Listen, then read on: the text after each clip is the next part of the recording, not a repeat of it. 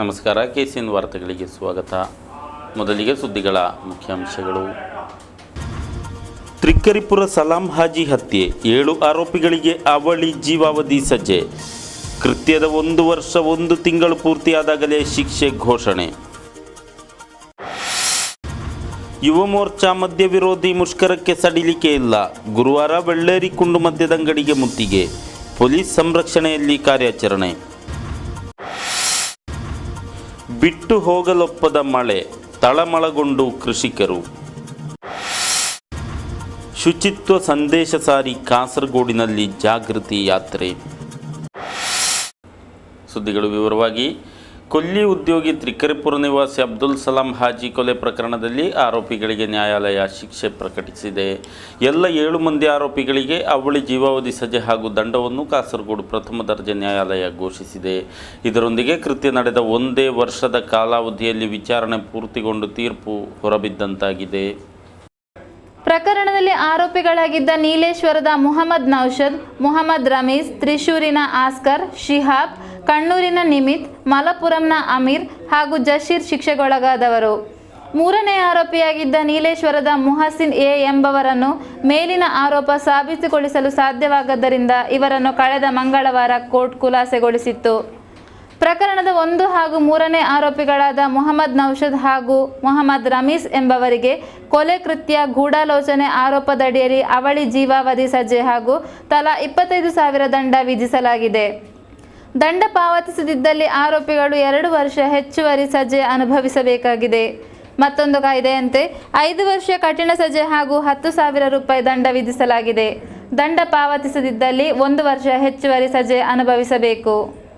2, 4, 5, 6 ಹಾಗೂ 7ನೇ ಆರೋಪಿಗಳಾದ ಅಕ್ಸರ್, ಶಿಹಾಬ್, ನಿಮಿತ್, ಅಮೀರ್, ಕೆಪಿ ಹಾಗೂ ಜಮ್ಶೀರನಿಗೆ ಕೊಲೆ, ದರೋಡೆ ಕೃತ್ಯ ಸಂಬಂಧಿಸಿ ಅವಳಿ ಜೀವಾವಧಿ ಘೋಷಿಸಲ್ಪಟ್ಟಿದೆ.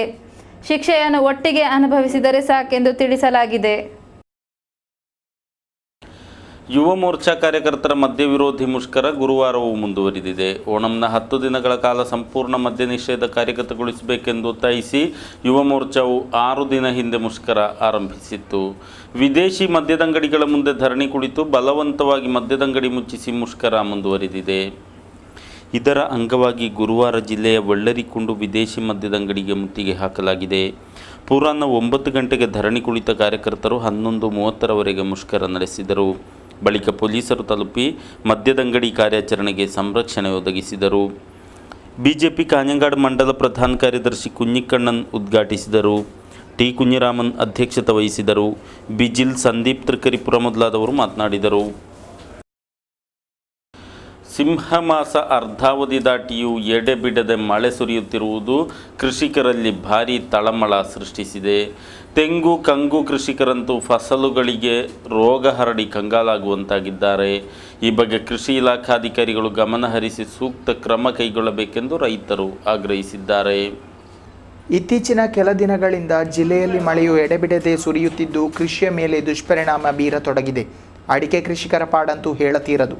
ಕಂಗಿನಲ್ಲಿ ಅಡಿಕೆ ಫಸಲು ಕಡಿಮೆಯಾಗಿದ್ದು ಇದ್ದ ಅಡಿಕೆಗೂ ಕೊಳೆ ರೋಗ ಹರಡಿದೆ. ಬಿಡುವಿಲ್ಲದೆ ಸುರಿಯುತ್ತಿರುವ ಮಳೆಯು ಬೆಳೆ ಹಾನಿಗೀಡಾಗಲು ಕಾರಣವಾಗಿದೆ. ಜೂನ್, ಜುಲೈ ತಿಂಗಳುಗಳಲ್ಲಿ ವರುಣ ಅಷ್ಟಾಗಿ ಕೃಪೆ ತೋರಲಿಲ್ಲ. ಆದರೆ ಇದೀಗ ಅತಿವೃಷ್ಟಿಯ ಪರಿಣಾಮ ಬೀರಿದೆ. ತೆಂಗು, ರಬ್ಬರ್ ಬೆಳೆಗಳು ಇದರಿಂದ ಹೊರತಾಗಿಲ್ಲ. ಜತೆಗೆ ರಬ್ಬರ್ ಧಾರಣೆ ಕುಸಿದಿರುವುದು ರೈತರನ್ನು ಇನ್ನಷ್ಟು ಸಂಕಷ್ಟಕ್ಕೀಡಾಗುವಂತೆ ಮಾಡಿದೆ.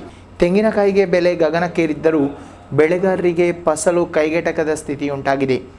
ಜಿಲ್ಲೆಯ ಹಲವೆಡೆ ಬೆಳೆಗೆ ರೋಗ ತಗುಲಿ ಫಸಲು ಬಹುತೇಕ ನಾಶವಾಗಿದ್ದು ಈ ನಿಟ್ಟಿನಲ್ಲಿ ಪರಿಹಾರ ಕ್ರಮ ಕೈಗೊಳ್ಳಲು ಅಧಿಕಾರಿಗಳು ಅಗತ್ಯ ಮುತುವರ್ಜಿ ವಹಿಸಬೇಕೆಂದು ಕೃಷಿಕರು ಆಗ್ರಹಿಸಿದ್ದಾರೆ. ಜಿಲ್ಲಾ ಶುಚಿತ್ವ ಮಿಷನ್ ಹಾಗೂ ಕಾಸರಗೋಡು ಬ್ಲಾಕ್ ಪಂಚಾಯತಿನ ಜಂಟಿ ಆಶ್ರಯದಲ್ಲಿ ಮಾವೇಲಿ ಶುಚಿತ್ವ ಸಂದೇಶ ಯಾತ್ರೆ ನಡೆಸಲಾಯಿತು. ಗುರುವಾರ ಪೂರ್ವಾಹ್ನ ಮೇಲ್ಪರಂಬದಲ್ಲಿ ಉದ್ಘಾಟನೆಯಾದ ಯಾತ್ರೆಯು ಸಾಯಂಕಾಲ ಕಾಸರಗೋಡು ಚೌಕಿಯಲ್ಲಿ ಸಮಾಪ್ತಿಯಾಯಿತು. ಪೂರ್ವಾಹ್ನ ಬ್ಲಾಕ್ ಪಂಚಾಯತ್ ಅಧ್ಯಕ್ಷೆ ಮುಮ್ತಾಜ್ ಶುಕೂರ್ ಉದ್ಘಾಟಿಸಿದ್ದರು. ಸಾಯಂಕಾಲ ಜರುಗಿದ ಸಮಾರೋಪ ಸಮಾರಂಭವನ್ನು ಬ್ಲಾಕ್ ಪಂಚಾಯತ್ ಅಧ್ಯಕ್ಷೆ ಮುಮ್ತಾಜ್ ಶುಕೂರ್ ಅವರು ಉದ್ಘಾಟಿಸಿದರು. ജനപ്രതിനിധികളും അതിനേക്കാൾ ഉപരി അതാത് സ്ഥലത്തെ പ്രദേശ നിവാസികളും വളരെ ഗൗരവത്തോടുകൂടി ഈ പ്രശ്നത്തിന് ഒരു പരിഹാരം കാണുന്നതിന് വേണ്ടി മുന്നോട്ട് വന്നില്ലെങ്കിൽ വളരെ ഗുരുതരമായ രോഗങ്ങളിലേക്കും മറ്റു പല കാരണങ്ങളിലേക്കും നമ്മുടെ സമൂഹം നീങ്ങിക്കൊണ്ടിരിക്കുന്ന ഒരവസ്ഥയാണ് ഉണ്ടാവുക. ಬ್ಲಾಕ್ ಪಂಚಾಯತ್ ಕಲ್ಯಾಣ ಸ್ಥಾಯಿ ಸಮಿತಿ ಅಧ್ಯಕ್ಷ ಇಕ್ಬಾಲ್ ಕಲ್ಲಟ್ರ, ಉಪಾಧ್ಯಕ್ಷ ಮೂಸಾಬಿ ಚರ್ಕಳ, ಅಭಿವೃದ್ಧಿ ಸ್ಥಾಯಿ ಸಮಿತಿ ಅಧ್ಯಕ್ಷ ಉಮೇರಾ ಅಬ್ದುಲ್ ಖಾದರ್, ತಸ್ಲಿಮಾ ಹ್ಯಾರಿಸ್ ಮೊದಲಾದವರು ನೇತೃತ್ವ ನೀಡಿದರು. ಸದಸ್ಯರ ಸಹಿತ ಅನೇಕರು ಭಾಗವಹಿಸಿದರು. ಬಸ್ಸಿಗೆ ಕಲ್ಲೆಸೆದ ದುಷ್ಕರ್ಮಿಗಳು ಸಿಬ್ಬಂದಿಗಳಿಗೆ ಹಲ್ಲೆಗೈದಿದ್ದಾರೆ. ಬದಿಯಡ್ಕದಿಂದ ಕಾಸರಗೋಡಿಗೆ ಬರುತ್ತಿದ್ದ ಖಾಸಗಿ ಬಸ್ಸನ್ನು ವಿದ್ಯಾನಗರ ಸರ್ಕಾರಿ ಕಾಲೇಜು ಬಳಿ ತಂಡವೊಂದು ಕಲ್ಲೆಸೆದು ಅಡ್ಡಗಟ್ಟಿ ಸಿಬ್ಬಂದಿಗಳಿಗೆ ಥಳಿಸಿದೆ. ಕಲ್ಲೆಸೆತದಿಂದ ಬಸ್ಸಿನ ಹಿಂಬದಿ ಗಾಜು ಹುಡಿಯಾಗಿದ್ದು ಪ್ರಯಾಣಿಕರು ಅಪಾಯದಿಂದ ಪಾರಾಗಿದ್ದಾರೆ.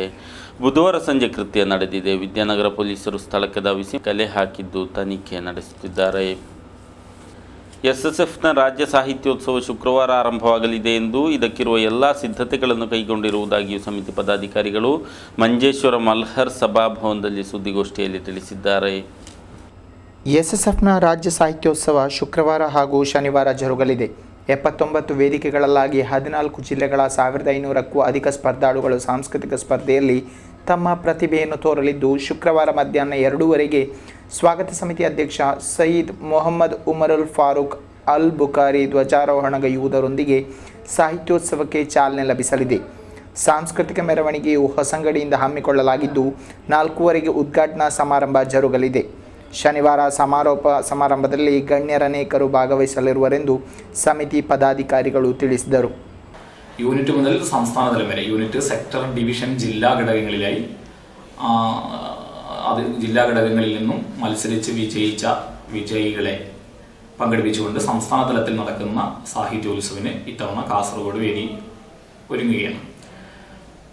നാളെ 5-ാം തീയതി വൈകുന്നേരം 3 മണിക്ക് ഹൊസങ്കടിയിൽ നിന്ന് ആരംഭിക്കുന്ന സാംസ്കാരിക ഘോഷയാത്രയോടുകൂടി സാഹിത്യോത്സവിൻ്റെ സമാരംഭം കുറിക്കും.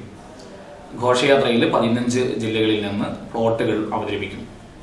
ഘോഷയാത്ര സമാപന സാഹിത്യോത്സവ നഗരിയിൽ എത്തുന്ന ഉടനെ സ്വാഗത സംഘം ചെയർമാൻ സയ്യിദ് ഉമറുൽ ഫാറൂഖ് ബുഖാരി തങ്ങൾ പതാക ഉയർത്തിക്കൊണ്ട് സാഹിത്യോത്സവിൻ്റെ പ്രാരംഭ പരിപാടികൾ ആരംഭിക്കും.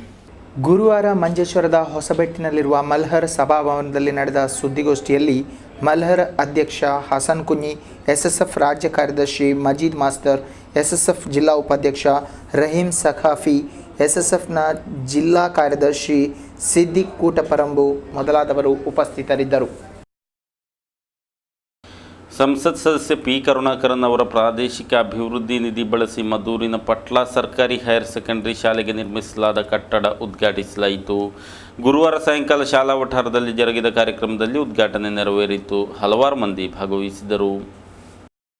ಕಟ್ಟಡದ ಉದ್ಘಾಟನೆಯನ್ನು ಸಂಸತ್ ಸದಸ್ಯ ಪಿ ಕರುಣಾಕರನ್ ನೆರವೇರಿಸಿದರು.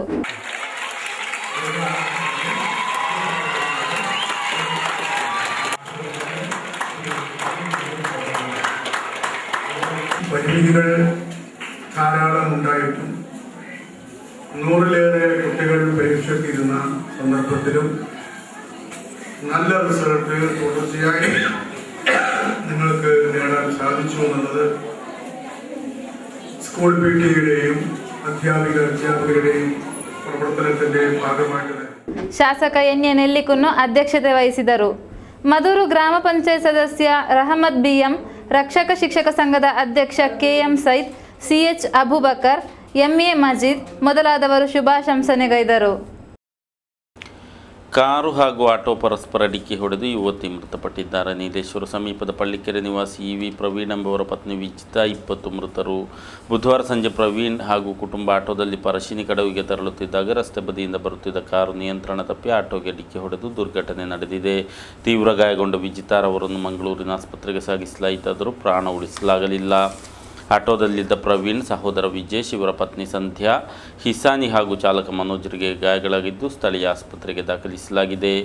ವಿಜಿತಾ ಹಾಗೂ ಪ್ರವೀಣ್ರ ವಿವಾಹವು ಕಳೆದ ಜೂನ್ 5ರಂದು ಜರುಗಿತ್ತು. ಮೃತರ ಪತಿ ತಂದೆ ವಿಜಯನ್, ತಾಯಿ ಲಲಿತಾ ಹಾಗೂ ಸಹೋದರಿ ನಮಿತಾರನ್ನು ಹೊಂದಿದ್ದಾರೆ.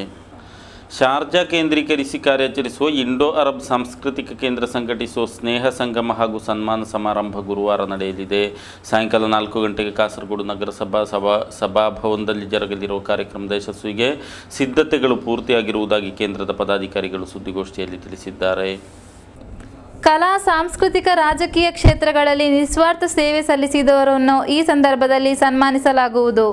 ಸ್ನೇಹ ಹಾಗೂ ಸಹೋದರತೆ ಸಂದೇಶ ಸಾರಿ ಸಾಯಂಕಾಲ 4 ಗಂಟೆಗೆ ಜರುಗುವ ಸ್ನೇಹ ಸಂಗಮವನ್ನು ಇಂಡೋ ಅರಬ್ ಕೇಂದ್ರ ಅಧ್ಯಕ್ಷ ಅಜೀಜ್ ಅಬ್ದುಲ್ಲರ ಅಧ್ಯಕ್ಷತೆಯಲ್ಲಿ ಸಂಸತ್ ಸದಸ್ಯ ಪಿ ಕರುಣಾಕರನ್ ಉದ್ಘಾಟಿಸಲಿದ್ದಾರೆ. ಜಿಲ್ಲಾಧಿಕಾರಿ ಪಿಎಸ್ ಮುಹಮ್ಮದ್ ಸಗೀರ್, ಜಿಲ್ಲಾ ಪೊಲೀಸ್ ಅಧಿಕಾರಿ ಥಾಮ್ಸನ್ ಜೋಸ್, ಪಕ್ಷ ಮುಖಂಡರಾದ ಸಿಕೆ ಪದ್ಮನಾಭನ್, ಚೇರ್ಕಳಂ ಅಬ್ದುಲ್ಲಾ ಮೊದಲಾದವರು ಮುಖ್ಯ ಅತಿಥಿಗಳಾಗಿ ಭಾಗವಹಿಸಲಿದ್ದಾರೆ. ಶಾಸಕ ಎನ್ ನೆಲ್ಲಿಕುನ್ನು ಪ್ರತಿಭಾ ಪುರಸ್ಕಾರ ನೀಡಲಿರುವರು. ಪತ್ರಿಕಾ ರಂಗದ ಸೇವೆಗೆ ಹಿರಿಯ ಪತ್ರಕರ್ತ ರಹಮಾನ್ ತಾಯ್ಲಂಗಾಡಿ, ನಿಸ್ವಾರ್ಥ ರಾಜಕೀಯ ಸೇವೆಗೆ ಮಾಜಿ ಶಾಸಕ ಪಿ ರಾಘವನ್, ಮಾಪಿಳ್ಳೆ ಕಲಾವಿದ ವಿಎಂ ಕುಟ್ಟಿ, ಎಂಡೋ ಸಂತ್ರಸ್ತರಿಗೆ ಸ್ತುತ್ಯಾರ್ಹ ಸೇವೆಯೊದಗಿಸಿದ ಲೀಲಾಕುಮಾರಿ ಅಮ್ಮ, ಆರೋಗ್ಯ ಕ್ಷೇತ್ರದ ಶ್ರೇಷ್ಠ ಸೇವೆಗೆ ಡಾಕ್ಟರ್ ಯೂಸಫ್ ಕುಂಬಳೆ ಸನ್ಮಾನಿತರಾಗಲಿದ್ದಾರೆ. ಬಳಿಕ ವಿಎಂ ಕುಟ್ಟಿ ಹಾಗೂ ಇಸ್ಮಾಯಿಲ್ ತಳಂಗರ ನೇತೃತ್ವದಲ್ಲಿ ಮೆಹಫಿಲ್ ಸಂಧ್ಯಾ ಕಾರ್ಯಕ್ರಮ ನಡೆಯಲಿದೆ.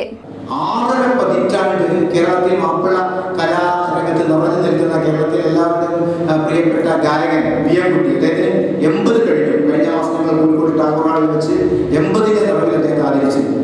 അതേപോലെയുള്ള 5 മഹൽ വ്യക്തിത്വങ്ങളെയാണ് നാളെ ഈ ചടങ്ങിൽ വെച്ച് ആദരിക്കുന്നത്.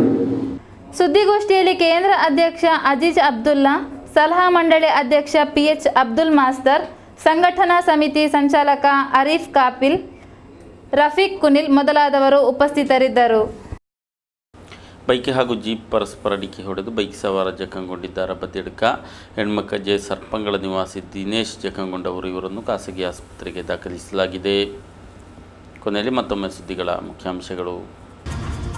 ತ್ರಿಕ್ಕರಿಪುರ ಸಲಾಂ ಹಾಜಿ ಹತ್ಯೆ, 7 ಆರೋಪಿಗಳಿಗೆ ಅವಳಿ ಜೀವಾವಧಿ ಸಜ್ಜೆ. ಕೃತ್ಯದ 1 ವರ್ಷ 1 ತಿಂಗಳು ಪೂರ್ತಿಯಾದಾಗಲೇ ಶಿಕ್ಷೆ ಘೋಷಣೆ. ಯುವ ಮೋರ್ಚಾ ಮದ್ಯ ವಿರೋಧಿ ಮುಷ್ಕರಕ್ಕೆ ಸಡಿಲಿಕೆ ಇಲ್ಲ. ಗುರುವಾರ ಬೆಳ್ಳೇರಿ ಕುಂಡು ಮದ್ಯದಂಗಡಿಗೆ ಮುತ್ತಿಗೆ. ಪೊಲೀಸ್ ಸಂರಕ್ಷಣೆಯಲ್ಲಿ ಕಾರ್ಯಾಚರಣೆ. ಬಿಟ್ಟು ಹೋಗಲೊಪ್ಪದ ಮಳೆ, ತಳಮಳಗೊಂಡು ಕೃಷಿಕರು. ಶುಚಿತ್ವ ಸಂದೇಶ ಸಾರಿ ಕಾಸರಗೋಡಿನಲ್ಲಿ ಜಾಗೃತಿ ಯಾತ್ರೆ. ಇದರೊಂದಿಗೆ ವಾರ್ತೆಗಳ ಈ ಸಂಚಿಕೆ ಮುಕ್ತಾಯವಾಯಿತು. ಮುಂದಿನ ಸುದ್ದಿಗಳೊಂದಿಗೆ ಮತ್ತೆ ಭೇಟಿಯಾಗೋಣ. ವಂದನೆಗಳು.